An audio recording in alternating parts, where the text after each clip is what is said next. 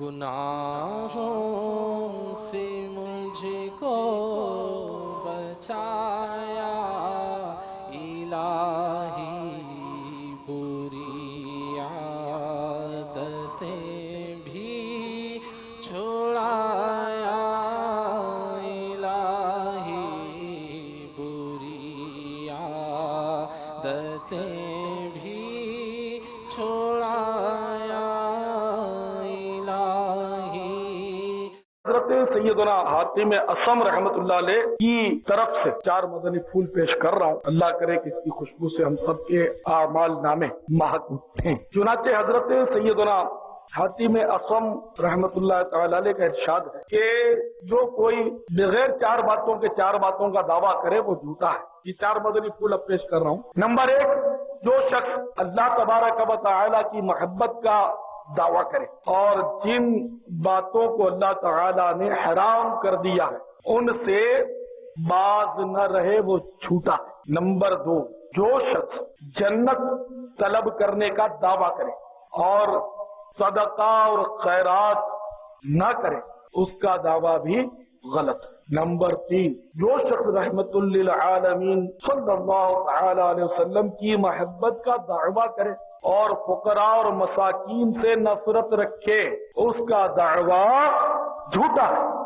Number 4، جو شخص جہنم سے خوف رکھنے کا دعویٰ کرے کہ میں جہنم سے ڈرتا ہوں اور گناہوں سے پرہیز نہ کرے وہ بھی اپنے دعوے میں جھوٹا ہے۔ یہ 4 مدنی پھول اتنے جامع اور معنی ہیں، یعنی اتنے اپنے اندر جامعیت رکھتے ہیں کہ ایک ایک مدنی پھول پر مطلب بہت کچھ تفصیل ہو سکتی۔ تو پہلا مدنی پھول جو سیدنا حاتم اصم رحمت اللہ تعالی علیہ نے ہمیں عطا فرمایا وہ یہ ہے کہ جو شخص محبت الہی کا مدعی ہو مگر اللہ تبارک و تعالی کی حرام کردہ باتوں سے بچتا نہ ہو وہ اپنے دعوے میں جھوٹا ہے، گویا یہ جھوٹ بولتا ہے کہ مجھے اللہ سے محبت ہے۔ میرے پیارے پیارے اسلامی بھائیوں، واقعی اس میں تو کوئی شک نہیں کہ اللہ تبارک و تعالی سے ہمیں محبت ہے، مگر بدقسمتی کے ساتھ ہماری محبت بھی پتہ نہیں کس طرح کی ہے کہ اس کی حرام کردہ باتوں سے بچتے ہیں۔ محبت کرنے والے تو کر گئے۔ مکاشفۃ القلوب میں امام محمد غزالی رحمت اللہ تعالی علیہ نے اس طرح کی محبت کے بہت سارے واقعات اور بہت ساری مثالیں دی ہیں کہ واقعی جب جس سے محبت کی جائے تو پھر اسی سے محبت کی جائے۔ کیا بات! آج کل کی ہماری محبت بھی مطلب یعنی کہ وہ یوں کہیے کہ مصلحت کی ہوتی ہے اور بالکل ہی پوپلی اور کھوکھلی محبت ہوتی ہے، اخلاص کا دور دور تک پتہ نہیں ہوتا۔ حضرت شیخ ابو بکر شبلی رحمت اللہ تعالی علیہ جو ہمارے مشائخ میں سے تھے، حضور سیدنا غوث اعظم رضی اللہ تعالیٰ عنہ کے بھی مشائخ میں سے تھے۔ بغداد معلیٰ میں آپ کا مزار ہے، غوث پاک سے پہلے ہی آپ کا وصال ہو چکا ہے۔ بعض لوگ ان کی خدمت میں حاضر ہوئے اور بڑی عقیدت کا اظہار کرنے لگے تو آپ نے ان سے پوچھا کہ کیا تم لوگ مجھ سے محبت کرتے ہو؟ تو کہنے لگے کیوں نہیں، ہم آپ سے بہت محبت کرتے ہیں۔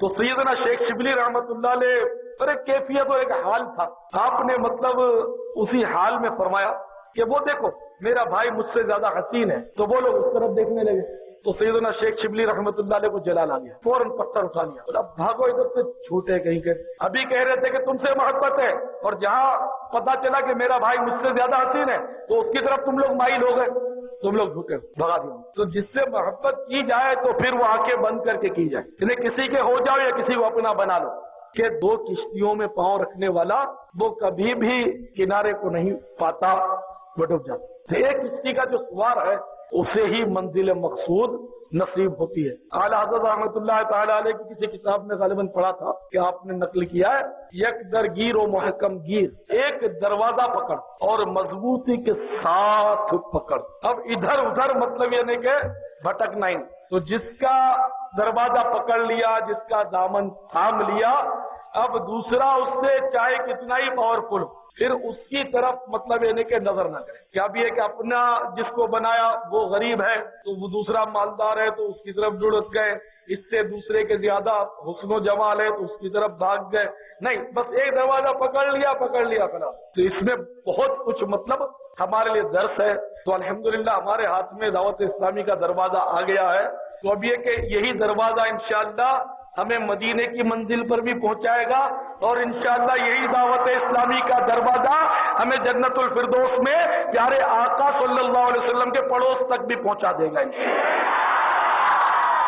مدنی پھول نمبر 2، جو شخص جنت کا طالب ہے اور صدقہ و خیرات سے باز رہے اس کا دعویٰ غلط ہے۔ سیدنا حاتم اصم رحمت اللہ تعالی علیہ فرماتے ہیں کہ جو جنت طلب کرتا ہے لیکن وہ صدقہ و خیرات نہیں کرتا، یعنی کہ وہ خواہش ہے، دعویٰ کرتا ہے کہ میں جنت میں جانا چاہتا ہوں لیکن وہ صدقہ و خیرات نہیں کرتا، تو ایسا شخص بھی جھوٹا۔ واقعی اس پر بھی غور کر دیا کہ ہم میں سے جنت کا طلبگار کون نہیں، سبھی کی خواہش ہے کہ جہنم سے بچا کر جنت میں داخل کیے جائیں، لیکن جنت میں جانے والے کام کون کرے؟ جنت میں جانے کے لیے تو محنت کرنی پڑے گی۔ وہ تو نہایت سستا سودا بیچ رہے ہیں جنت کا، ہم مفلس کیا مول چکائے اپنا ہاتھ ہی خالی ہے۔ پیارے پیارے اسلامی بھائی، جنت کی طلب ہے تو کچھ محنت کرنی پڑے گی۔ ظاہر ہے کہ اچھے اعمال ہمیں کرنے ہوں گے۔ دیکھیے اللہ تبارک و تعالی بھی قرآن پاک میں ارشاد فرماتا ہے، سورۃ البینہ، ان الذین آمنوا وعملوا الصالحات اولئک هم خیر البریہ۔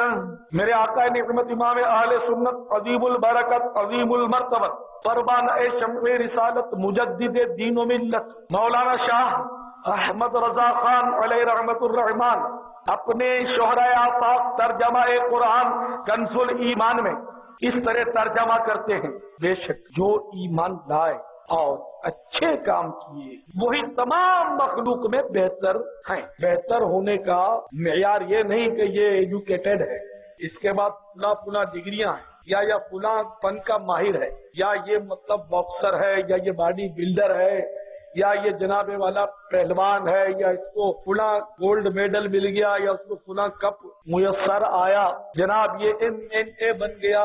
نہیں بھائی، یہ تو منسٹر ہے، تو یہ بہتر ہے نہیں۔ قرآن کہہ رہا ہے بے شک جو ایمان لائے اور اچھے کام کیے وہی تمام مخلوق میں بہتر ہیں۔ اچھا، اب ان بہتروں کو کون سا میڈل ملے گا؟ گولڈ میڈل ملے گا، کپ ملے گا، کیا ملے گا؟ جو مطلب پاس ہوتا ہے اس کو کچھ نہ کوئی انعام ملتا ہے۔ تو جو واقعی اللہ کے نزدیک بہتر ہیں اور پاس ہوتے ہیں ان کے لیے کیا ہے؟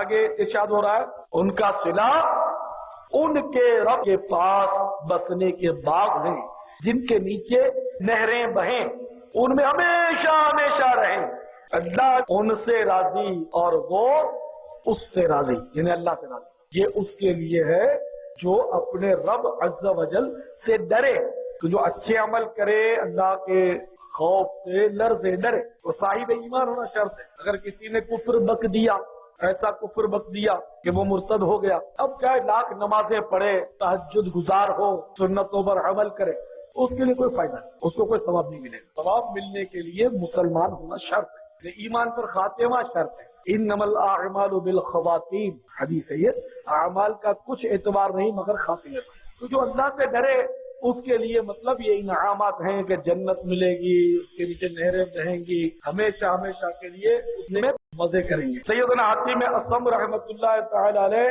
تیسرا مدنی پھول ہماری طرف بڑھاتے ہوئے فرما رہے ہیں، جو شخص سرکار مدینہ صلی اللہ علیہ وسلم کی محبت کا مدعی ہو، فقراء اور مساکین سے نفرت رکھے، اس کا دعویٰ جھوٹا ہے۔ مالدار ویلکم، صاحب اقتدار ویلکم، افسر ہے ویلکم، غریب مسکین ہے اس کو دھکا مارا، فقیر ہے اس کو جھاڑا، 2 پیسہ ہوگا اس کو آنے دیا جائے گا، اس کا سلام کیسے ہوگا؟ آپ کو پتا ہے میرے آقا صلی اللہ علیہ وسلم کی کچھ اس طرح دعا ہوتی تھی، یا اللہ مجھے مسکین کر، مسکین رکھ، مسکینوں میں اٹھا۔ تو بہرحال پیارے پیارے اسلامی بھائیوں، جو شخص سرکار مدینہ صلی اللہ علیہ وسلم کی محبت کا مدعی ہو، فقراء اور مساکین سے نفرت رکھے، اس کا دعویٰ جھوٹا ہے، رحمت للعالمین ہے۔ آپ نے آپ کو مسکین رکھنا ہی پسند کیا، غریب رکھنا ہی پسند کیا۔ غریبوں کے لیے ایمان سے بڑی جہالت ہے، خدا کی قسم۔ حدیثوں میں آتا ہے کہ غریب مالداروں کے مقابلے میں 500 برس پہلے جنت میں چلا جائے گا۔ سیدنا حاتم اصم رحمت اللہ علیہ نے چوتھا مدنی پھول ہمیں یہ عطا فرمایا جو شخص دوزخ سے خوف رکھنے کا دعویٰ کرے اور گناہوں سے پرہیز نہ کرے وہ اپنے دعوے میں جھوٹا ہے۔ جس کو جہنم سے ڈر لگتا ہے، جو جہنم سے بچنا چاہتا ہے، اس کے لیے ضروری ہے کہ وہ جہنم سے بچنے والے اعمال بجا لائے۔